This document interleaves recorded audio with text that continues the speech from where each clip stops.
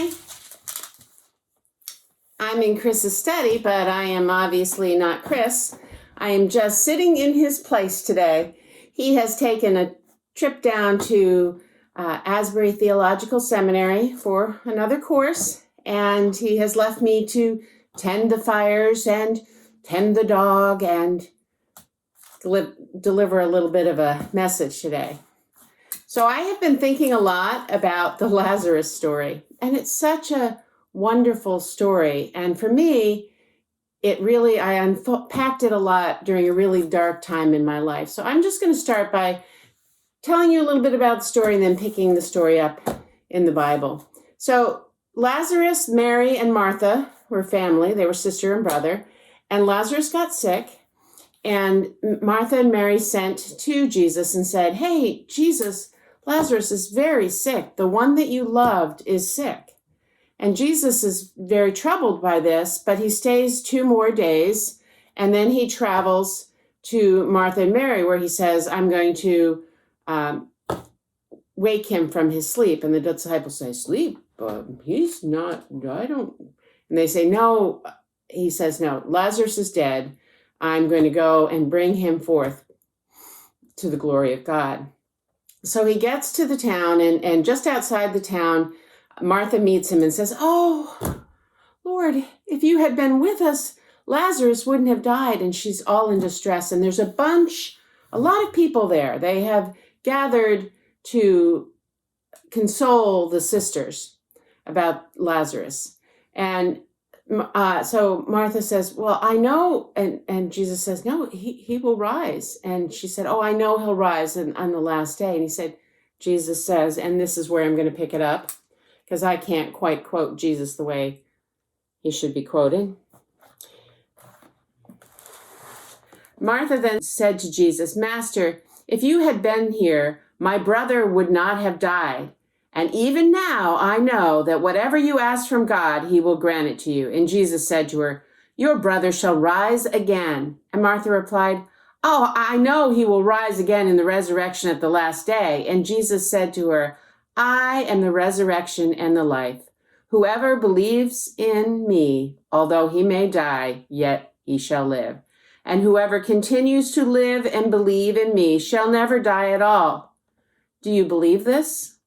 And she said to him, "Yes, Lord, I have believed that you are the Christ, the Son of God, who has come to the world for your coming that the world has waited." After she said this, she went back and called her sister Mary, privately whispering to her, "The teacher is close at hand and is asking for you." When she heard this, she sprang up quickly and went to him. Now Jesus had not yet entered the village, but there was still at the same spot where Martha had met him. When the Jews who were sitting with her in the house and consoling her saw how hastily Mary had arisen and gone out, they followed her, supposing that she was going to the tomb to pour out her grief there. When Mary came to the place where Jesus was and saw him, she dropped down at his feet, saying to him, "Lord, if you had been here, my brother would not have died." When Jesus saw her sobbing, and the Jews who came with her sobbing, he was deeply moved in spirit and troubled. And he said, "Where have you laid him?" And they said to him, "Lord, come and see." Jesus wept. The Jews said, "See how he loved him?" But some of them said, "Could not he who opened a blind man's eyes have prevented this man from dying?" And now Jesus, again sighing repeatedly and deeply disquieted, approached the tomb. It was a cave, and a boulder lay against the entrance. Jesus said, "Take away the stone, Martha." And the sister of the dead man explained, "But Lord, by this time he throws off an offending odor, for he has been dead for 4 days." And Jesus said to her, "Did I not tell you and promise you that if you would believe and rely on me, you would see the glory of God?" So they took away the stone, and Jesus lifted up his eyes and said, "Father, I thank you that you have heard me. Yes, I know you always hear and listen to me, but I have said this on account of and for the benefit of the people standing around, so that they may believe that you did send me." When he said this, he shouted with a loud voice, "Lazarus, come out!" And out walked the man who had been dead, his hands and feet wrapped in burial cloths with a napkin bound around his face. And Jesus said to them, "Free him of the burial wrappings and let him go." Well, that is pretty powerful story.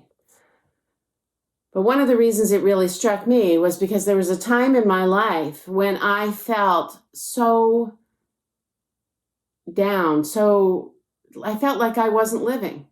I felt like I was just going through the motions.